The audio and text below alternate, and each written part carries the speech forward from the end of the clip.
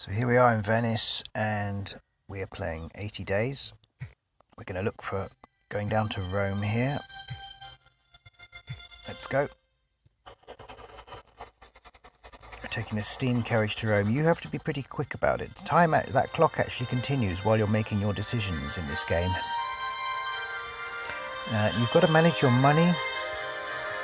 You've got to be, as you can hear, it's got beautiful music. You've got to be diplomatic. You've got to manage your time very well. I've never managed to go around the world in 80 days in this game. The story is great and the conversation is great. So let's go back into the car and continue the story.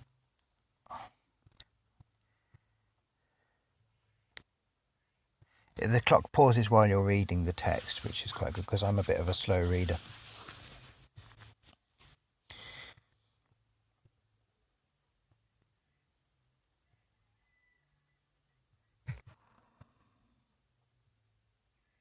So all these automata, it's a steampunk Victorian era, so everything's mechanical.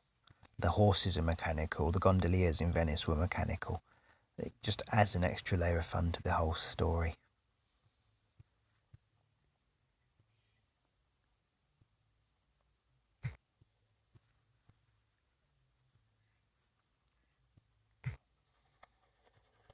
And I've actually made friends, or let's just tend to Monsieur Fogg. I press the comb there. You've got choices of what to do next in this. He's got to have his heart there at 100. You can actually kill him by neglect. So let's go to the market. Oh, the Zoetrope. Let's buy the Zoetrope, or whatever it's called. And where will that be? We could sell that in Izmir. Can't fit that in.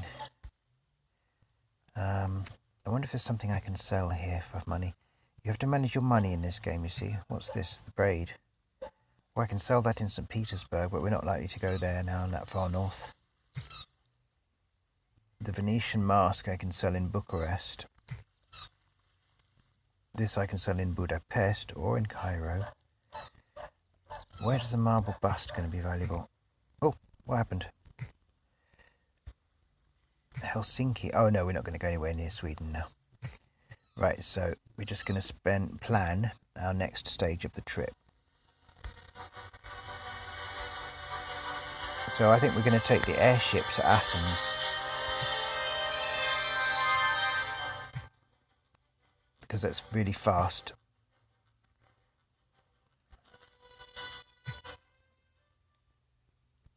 Come on then.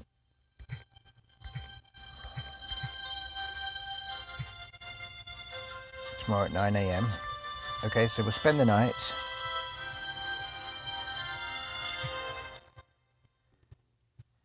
Go to the hotel and we spend the night. Then we need to get on the airship at 9 o'clock in the morning, so we need to be quick about that. It might be that I have to manage the suitcases a bit to fit on the airship, and it takes time to do that, and you can end up then missing your departure. So you really have to manage your time well in this game, as well as be diplomatic, and as well as try and get around the world in 80 days, which I've never managed. But you have so much fun and experiences along the way. Tossing a coin in the waters of the fountain. The Bersaglieri.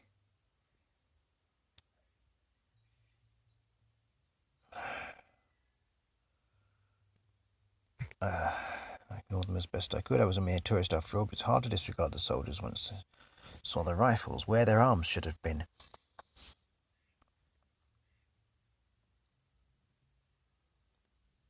I ran for my life.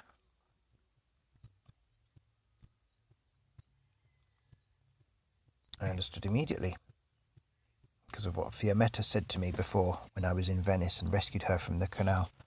She hates the automata. And I've got a ribbon she gave me that signifies allegiance to the the rebels, so we don't really want to be rounded up by the soldiers at this point. This is actually the most I've ever learned about this whole story this time. So let's just keep our head down now. And we would need to depart for Athens. Oh, if we have got space. So we're travelling by airship. 9 o'clock departure. See how quick you have to be, see how quick that clock moves.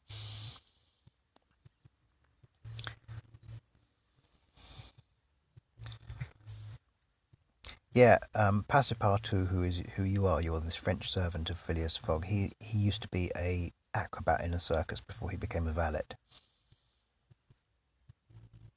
So it's worth knowing that. He's quite brave and he's quite physical.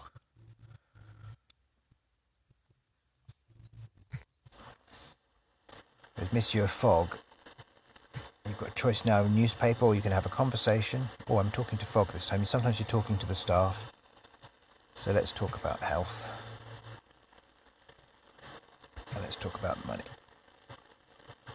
Yeah, very good, because I did actually borrow some money from the bank. And then we can read the newspapers, or we can do that comb, which means we're just looking after our master. But if you pick one, you sometimes can't pick any others after. So you have to choose wisely. The trip was long and somewhat slow. Monsieur Fogg was quite indifferent to it all. This will affect your character, the choices you make here. Airship crossed Italy, we were approached by a middle-aged lady who was serving a tray on her left hip. Coffee or a pressé. What's a pressé? It's a fruit juice, I suppose. I asked for a coffee. And to my horror, she unscrewed the top of her left thumb and poured... She's another automaton.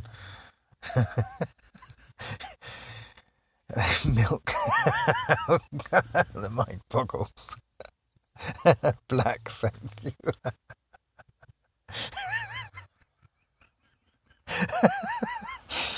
Okay, she handed over the cup and I promise you this game is children friendly.